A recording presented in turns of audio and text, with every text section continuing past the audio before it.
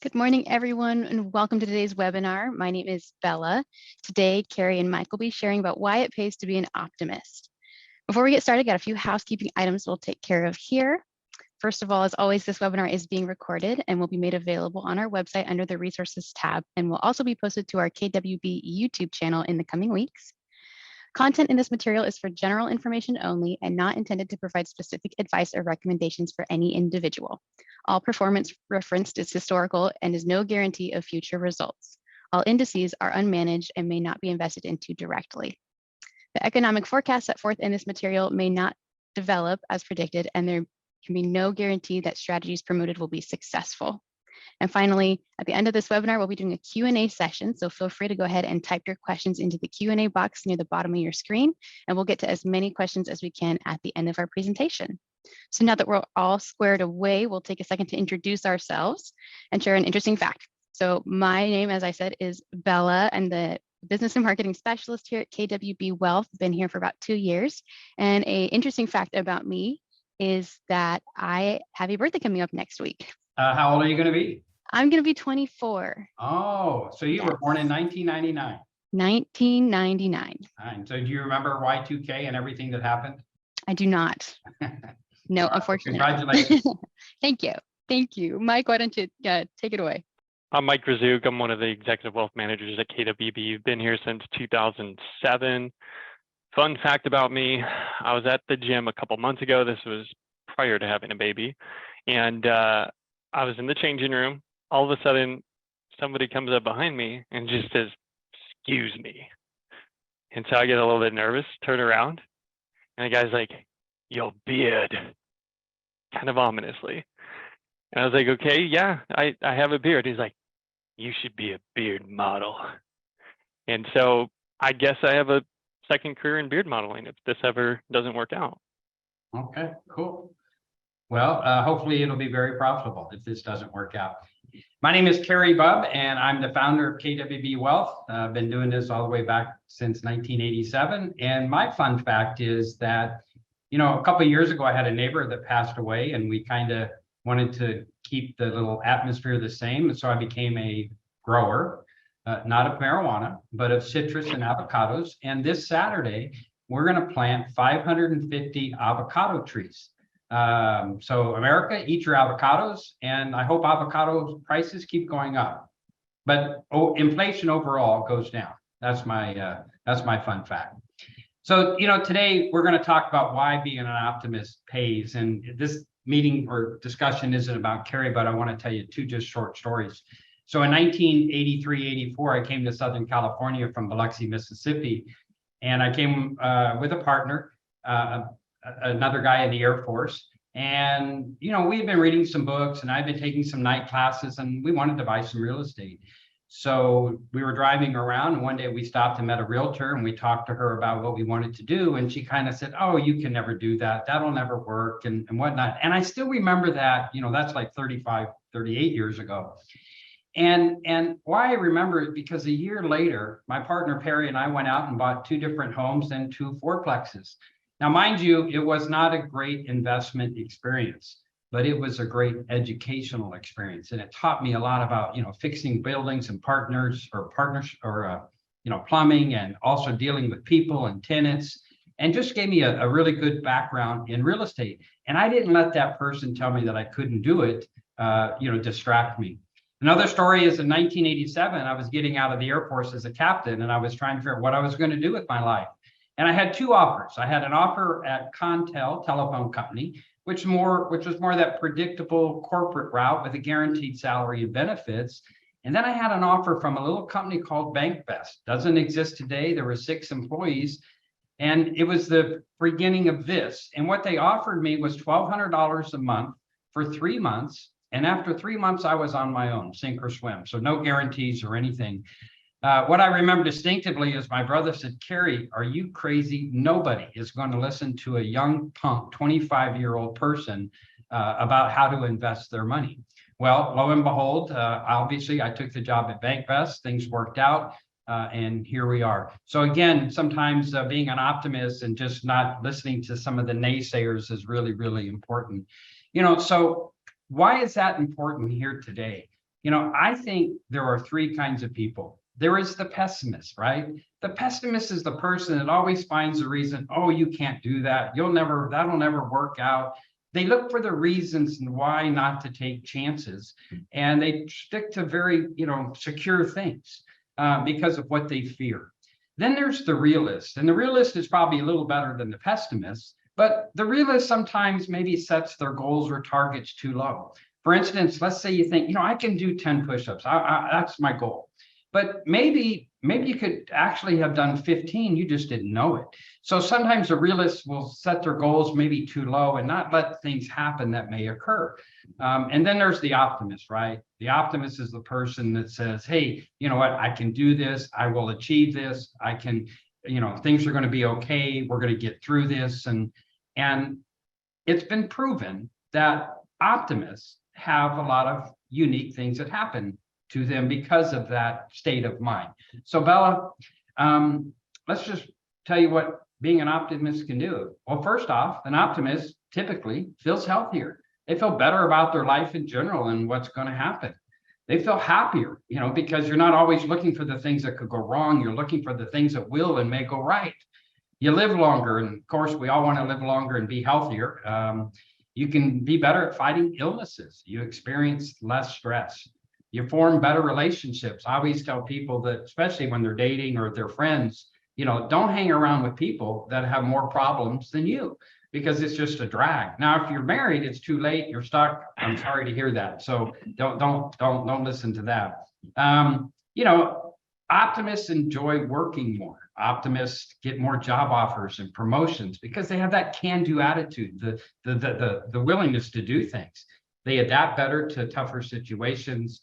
And last, they make better athletes. Now, you can be an optimist and say, well, I want to be a quarterback for the Dallas Cowboys. Well, probably not going to work unless you have some other bodily functions and whatnot that are going to help you. So being an optimist doesn't mean you can just do anything like be Kobe Bryant or something of that nature. It has to be, certainly in reason. Well, I think we're also much more, we enjoy the conversations with the optimists a lot more. When you get a phone call from that person who tends to always be pessimistic and look at the worst in a situation, it's not something that we look forward to doing, but when somebody's optimistic, they're always, pleasant to speak with. We enjoy those interactions.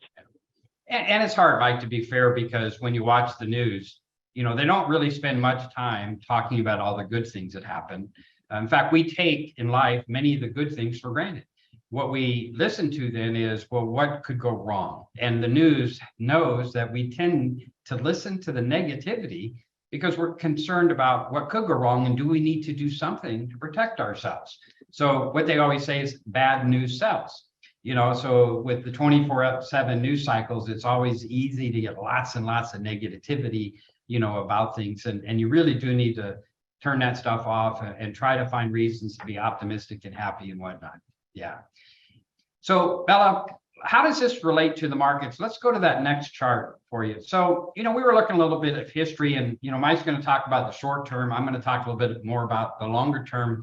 And what this chart shows is the S&P 500, which is the big companies, Coke and IBM and Johnson & Johnson and so on and so forth. And what this shows is that on a 1-year period of time, going all the way back to the Great Depression, 1928, every single year, you've got a 73% probability of having a positive return. So if you were a gambler and you knew that you could go to the casinos and win 73% of the time, those are some pretty impressive odds. And the house or the casino wouldn't be as big because you're winning more often. That doesn't even sound like gambling, Kerry. I mean, I get that comment, and I always try to correct people, and they say, "Oh, the market's just a gamble anyway." But I mean, with those kinds of odds, that's pretty impressive. Yeah. Well, Mike, the only way you can say the market is a gamble if your time frame is a day, right? Because any single day the market could do anything. But as you start putting a little bit of time, and I don't mean 100 years, you put a little time, and all of a sudden the odds really stack in your favor. So what this shows is if your period of time that you were thinking about investing was 3 years, which is still pretty short for most people, you have an 84% positive probability of a positive return. Then you go out 20 years and there's 100%. Now, mind you, this is just if you invested in the stock market. Well, what if you diversify? and you put money in bonds and real estate and lots of other things, then of course your probability of positive returns actually improves even quicker. You don't have to be, hanging on maybe for 20 years to have 100% chance of a positive return. Now, I know there's always the scary periods of time, and there's sometimes what we call it lost decades. So what this chart shows on the right is some very long calendar decades. For instance, 1930 to 1939. That was kind of right there in the middle of the Great Depression. And at the end of that period of time, annualized, you lost 1%. That's not great, but that's not losing all your money either, right? And then, of course, 2000 to 2009. And that was a lost decade, but you got to remember where things were. In 2000, we were coming up into that period where the market had done phenomenal because of the internet, and we were preparing for Y2K because once the calendars turned into the year 2000, our ATM machines wouldn't work. Our telephones wouldn't work. Now, Bella doesn't remember that because she was just 1 year old, 12 months. But I certainly remember living through that and all the preparation, all the money that was spent to get ready for that event that was going to happen, and all the things that we worried about that never happened. Well, the market had peaked, then we had the tech bubble, then we had 9/11, right? And then we had the financial crisis in 08 and 09. So all those things accumulated together. It was a very discouraging decade from 2000 to 2009, for sure. Yeah, that's pretty interesting when you think that it was as bad as the decade with the Great Depression. It just always seems like that's what we gravitate towards, is like this horrible time. Mhm. And it was pretty bad. But also what's kind of interesting on that chart that you got there, Kerry, was, the 2020 to 2022. So even though last year was a tough year, the market still have annualized 8%. So it's like we kind of forget here in the short term that really 2019, 2020, 2021 were pretty phenomenal years. Yeah. Well, as humans, we remember always the high spot, or we have very short-term memories, right? And so, clients look at their statement and say, well, yeah, but from 2022 to today, it's been tough sledding. Or yeah, from 2022 to at least all of 2022 from the highs of 2021. And that's where you got to kind of step back and take things in perspective, which sometimes can be difficult. So I want to look at one more slide before we let Mike kind of tell us why he thinks we ought to be an optimist in the short run. So, this is a chart that just goes all the way back to 1990. And so that's about 33 years. And what you'll see is there's a lot of white space and there's slim lines of gray space. So that gray space, or those lines of gray space, is basically the recessions. The white space is the economic expansions. And when you look at that chart, you're going to see there's a little bit of gray and there's a lot of white. So even when we do go into recessions, they don't last that long. On average, they're like 18 months. And so, we're getting a lot of predictions now that we're going to go into recession sometime the end of 23 and, maybe into 2024. And that is really hard for me to fathom because, when the unemployment rate is so low and people have jobs that want to be working, they're typically out spending, and it just doesn't add up. So it's important, even though there are prognosticators out there predicting the recession, you know what, look at what people are doing. And I remember, Mike, in November of 2021, before we got into the 2022, everybody thought the Fed would raise rates maybe 25 basis points. Yeah. And the market would be up about 8% in 2022. Well, were they wrong or what? The Fed raised rates like 450 basis points, and 2022 was a pretty miserable year. So, a lot of people predicting that have a lot of fancy degrees and designations behind their name, you know what? They don't know either. Well, I kind of have a saying, I think I stole it from somebody, but they said that the market makes a fool of the most people possible. Yeah. And I feel that that's true. When you get the consensus and the consensus says, oh, the market's going to be up in 2022, look what happens. Market's going to be down in 2023 or flat. Who knows? We're not there yet. But, I think that there's definitely some positive things stacking up to focus on, which, I'll share here in a second. All right. Yeah. And I'll tell you my little song that I heard later. Remind me. You don't want to do it right now? All right, I'll do it now. So the other day I was actually at a facility getting a little exercise, and I was thinking about this event. It was Monday, and then I came into the board and I wrote it down, and there was a rap song, and I don't normally listen to rap. I didn't just, pick the music, but it said, scared money can't make no money.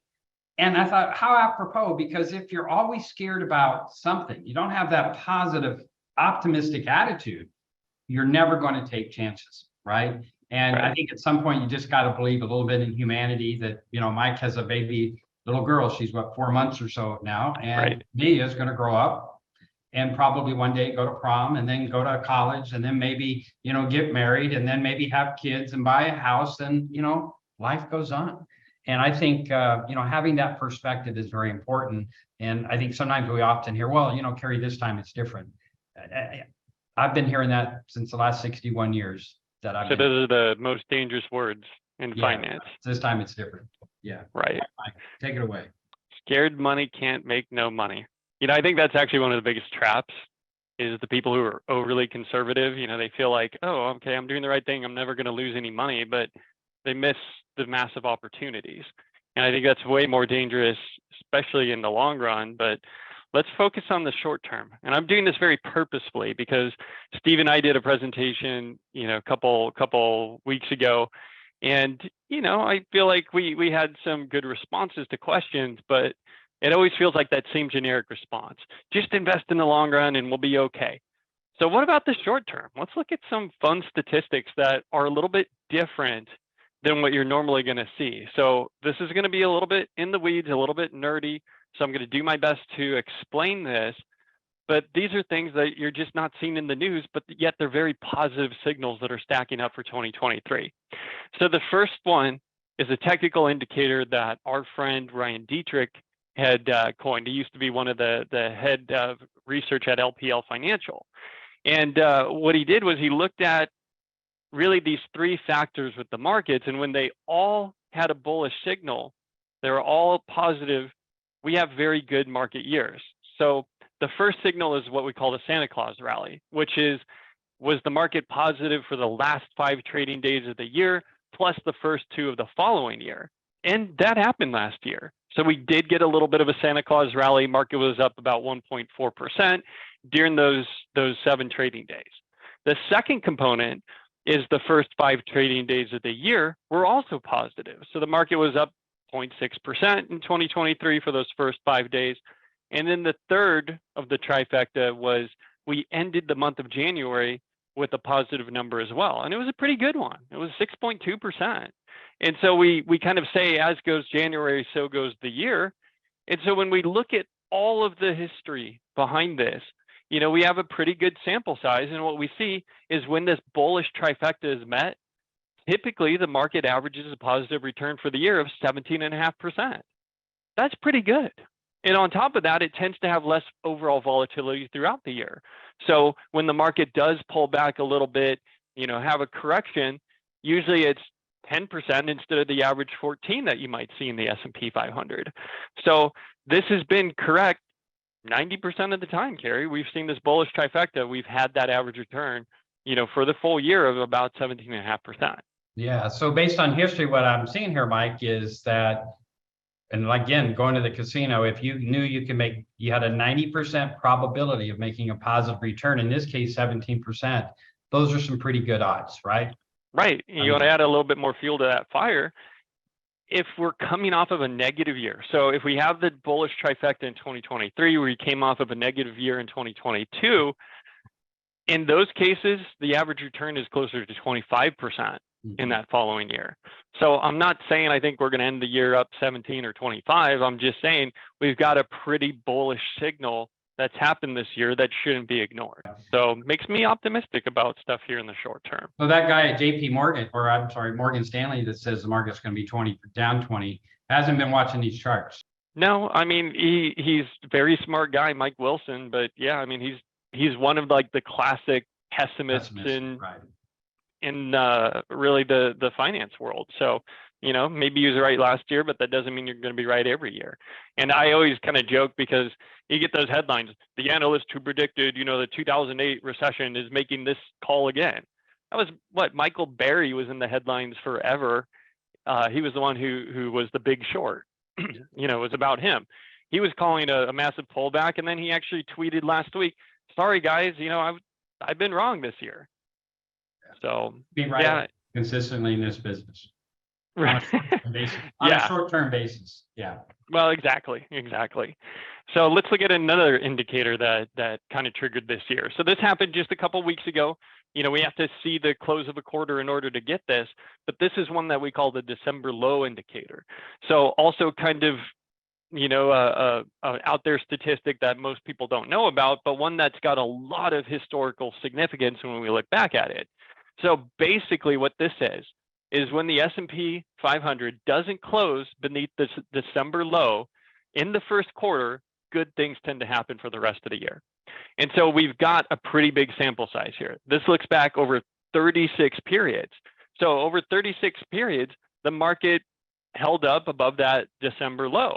And when that happened, the full year return on average was 18.6%. That's pretty significant. With almost a 94% or a little over 94% probability. So that's right. pretty impressive. So 34 times out of those 36 that we had this December low indicator, the market ended up with that 18.5% return essentially. And in the years that it didn't, the volatility was pretty muted. I mean, on average, the market was just down 0.2%. Right. So, well, and when it didn't in those years, like 2011, that was, well, never mind. But the market was flat. And then 2015, the market was only down 0.7. So even if we don't get the big run up historically, there's still very little negativity. Right. Yeah. So, just another reason here in the short term to be optimistic about the potential 2023. So next one that I find is really interesting is when we look at the trends, we try to figure out is the momentum behind the market, where do we think things are going to be headed? And what this is kind of showing us is that blue line there is the S&P 500, showing the daily price volatility, the movement. Looks like an EKG chart over the last year. This is kind of up and down, but in this trading range. And then the orange line is our 50-day moving average. We kind of smooth out that volatility a little bit over the last 50 days. Red line is the 200-day moving average. And basically, when we see the market above the 50 and the 200-day moving average, it means that the momentum is behind the bulls. It means that there is an upward trend. And so if you're trying to consider adding new money, it tends to be safer to do it during those times. So again, the momentum is behind the bulls and it's a positive short-term signal here. And you could see how long we were below that 200-day moving average. I mean, we didn't get above it here until essentially February. So we've kind of been living below it for quite some time. So crossing that was a pretty big deal. And again, it means we've got favorable conditions here to be invested in and keep money in stocks at the moment. Yeah, if I had I wouldn't want to have that red line as my EKG. Because that means my heart just slowly flatlining. Yeah, right. And I think too, Mike, it's easy for people to get focused on the blue line, all right? The ups and downs. Yeah. Again, the 24/7 news cycle, the trend is your friend, like you said, and we really have some good momentum. And as we get here into May, we're likely to see the Fed not raising rates anymore after May, and some really opportunity to have some good experiences. So I know that kind of goes into your next chart. Right. Well, and I didn't put it on this chart, but one other thing that kind of triggered just a few days ago that also is another positive signal here is the market breadth has been strong, meaning that when we look at the number of companies that are above like their 10-day moving average, 93% of stocks. So in other words, we've seen a lot of return that was concentrated this year. Apple, Microsoft, Facebook, those companies have basically led the return that we've seen. But when we dig a little bit deeper, we're starting to see a lot more companies trend higher as well. And that's a very favorable sign. Right. So good short-term things to consider here. Yeah, and then when we look at my last chart here, I put this up because this is looking at interest rates. And last year really was a story about rising interest rates. It was a result of inflation, but it was mostly the rise in interest rates that was causing the stock price declines and bond price declines, because we have to value things differently when we have a higher discount rate. And so we use interest rates to basically calculate stock prices. When interest rates are higher, we have lower prices, bottom line.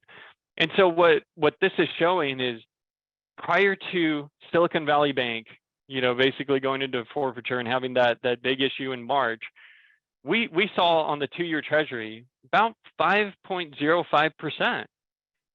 And then it just fell off a cliff very quickly. And so when the market felt something was breaking in the system, it reacted almost immediately. I mean, I remember looking at Treasury rates for a client, and one day it was over 5%. The next it was like 4.3%. It was like, whoa, what is that real? Did that really occur? And yeah, it did. And what the market was signaling is that they think we're getting close to the end of the interest rate hike campaign from the Fed, or that they think that we're going to actually see lower interest rates. And so the 2-year Treasury is a good gauge of what the market believes the Fed is going to do here in the short term. And so for it to fall off a cliff, that could be a very positive signal for stocks, because we're going to start to value things more favorably if we begin to see lower interest rates. Yeah, and what happens there is, like, if you can get, we'll call it a risk-free return in treasuries of 5, why would people begin then to reconsider, well, if I can get 5 at risk-free, why should I take risk and buy equities? Right. And all of a sudden that whole dynamics changed, because people piled into treasuries because they were scared of risk, which then brought prices up and yields down. And I think, more than likely the Fed, after they get done raising rates in May, I wouldn't be surprised in 12 months from now that they actually have to start lowering rates to keep the economy going, because they have had some impact, right? The housing market is kind of slowing down. There's a lot of demand out there. We're seeing some demand shrinkage in, the homes. We're seeing some cracks maybe in commercial real estate. Right. Definitely the banks, are having to pay higher returns to attract the money, because, the banks have been in the news, right? Right. Especially the more regional banks and whatnot. So interesting time. And again, hopefully we don't see any it's not a financial crisis, because these guys bought risk-free assets, but they didn't time the maturity right. They bought long-term bonds, and I don't know if they forgot, or they were just stupid, or that. I don't think that they had a banking background. So yeah, it was just poor risk management. Yeah, and you can't put people in jail for being dumb, right? I don't know that there's any fraud or bad things happened out there, illegal, but I think it was just, like you said, poor risk management. Absolutely. There's definitely things here short term that are stacking up to be positive. I mean, we've seen the inflation rates beginning to trickle down. We've had positive prints the last couple of months, and some of the most sticky items have started to roll over. Food prices, shelter, which, again, have been the stickiest components, are getting a little bit better. Right. So How about I feel, avocados? How are they doing? I don't know, Kerry. I bought 4 for $5 or something the other day. I was joking with you. I'm putting all my money into white grapefruit. Yeah. White grapefruit. Cool. Yeah. Hey, so let's open it up to Q&A. Bella, do we have any questions out there, or Mike? And Mike, if we don't, I have one question for Mike. Okay, I am not seeing that we have any questions yet. Okay. So if Mike, people want to ask, please type them in. Okay, I'll be quiet. Bella, go ahead if you want to announce and ask for questions. Yes, so anyone has any questions, go ahead and type those in the Q&A box below. But Kerry, go ahead and ask your question, and then we'll wait and see if there's more. Okay, Mike, you gave me some very positive chart, but there's also another saying out there: sell in May and go away, right? Mm-hmm.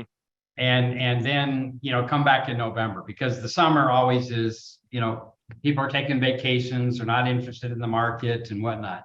What do you think? I think that it has some historical significance, but when you look at it over like the last 10-year period, it hasn't worked. Lots of times that period between May and August has actually been pretty strong over the last 10. So it's hard to look at something like that and always get a consistent positive signal, whether to buy or to sell. So I don't sell in May. I think that it's too difficult. I'd rather just sit there, clip a dividend, get my interest, and not mess with trying to time the sell and the repurchase. Right. Too difficult to do in the short term. So it hasn't worked the last 10 years. I agree with you. That's just to close your statements, go enjoy your summer, have some fun vacations, do whatever. And let's just wait for the good news to come. Well, we can. I want to share one thing that I think was kind of interesting. So, Kerry, I was joking with you and saying, hey, we don't have to make our own content. We could just ask ChatGPT to do it, right? Right. So for those of you who don't know, GBT is another name for artificial intelligence. So Mike, I guess you typed in a question to the computer, the AI, and it gave you an answer? Yeah. So Wow. what I asked it was, why does it pay to be an optimist in the short term in the stock market? And I felt the response was pretty good. So it said, being an optimist in the short term can pay off in the stock market because it can help you stay focused on your long-term investment goals and avoid making impulse decisions based on short-term fluctuations. Optimists tend to believe that the market will eventually recover from a short-term dip or loss, and that the value of their investments will increase over time. That's a good response. Yeah. And I think that stuff like that is deflationary over time. I think that that's a positive thing when it comes down to fighting this inflation battle. But I think that more than anything, it reminds us that as investors in general, we're optimists. We have to be. And Yeah. basically what we're doing is we're saying, I'm going to give up the use for this money today. And what I'm going to do is put it with these companies thinking that they're going to return more money to me in the future. That's what investing is when we're buying stocks. And so I feel like any person who is investing over a reasonable period of time is an optimist. I see there's a question, and while we're bringing that one up, Mike, did you ask GBT what a beard model makes? A beard model makes?